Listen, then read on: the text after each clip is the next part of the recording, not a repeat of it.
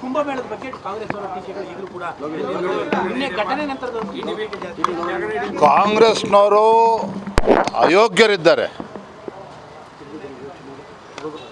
ಈ ಐತಿಹಾಸಿಕ ಕುಂಭಮೇಳ ಪ್ರಯಾಗ್ರಾಜಲ್ಲಿ ಕೋಟ್ಯಾಂತರ ಜನ ಭೇಟಿ ಕೊಡ್ತಾ ಇದ್ದಾರೆ. ಆ ಒಂದು ಪವಿತ್ರ ಸ್ಥಳಕ್ಕೆ ಹೋಗಿ ಬರ್ತಾ ಇದ್ದಾರೆ. ಈ ರೀತಿ ಹೇಳಿಕೆಗಳನ್ನು ಕೊಡೋದ್ರ ಮುಖೇನ ಅಸಂಖ್ಯಾತ ಹಿಂದೂಗಳ ಭಾವನೆಗಳಿಗೆ ಧಕ್ಕೆ ಬರೋ ರೀತಿಯಲ್ಲಿ ಈ ಅಯೋಗ್ಯ ಕಾಂಗ್ರೆಸ್ ಪಕ್ಷದ ಮುಖಂಡರು ನಡ್ಕೊಳ್ತಾ ಇದ್ದಾರೆ. ಅದು ಸರಿಯಲ್ಲ. ನಿನ್ನೆ ನಡೆದಿರ್ತಕ್ಕಂಥ ಘಟನೆ ಭಾಳ ದೊಡ್ಡ ದುರಂತ ನಡೆದಿದೆ. ಆ ಒಂದು ಪ್ರಾಣ ಕಳ್ಕೊಂಡಿರ್ತಕ್ಕಂಥವ್ರಿಗೊಂದು ಆತ್ಮಕ್ಕೆ ಶಾಂತಿಯನ್ನು ಕೂಡ ನಾನು ಕೋರ್ತೇನೆ. ಘಟನೆ ನಡಿಬಾರ್ದಿತ್ತು. ಆದರೆ 144 ವರ್ಷಗಳ ನಂತರದಲ್ಲಿ ಒಂದು ಐತಿಹಾಸಿಕ ಕಾರ್ಯಕ್ರಮ ನಡೀತಾ ಇದೆ.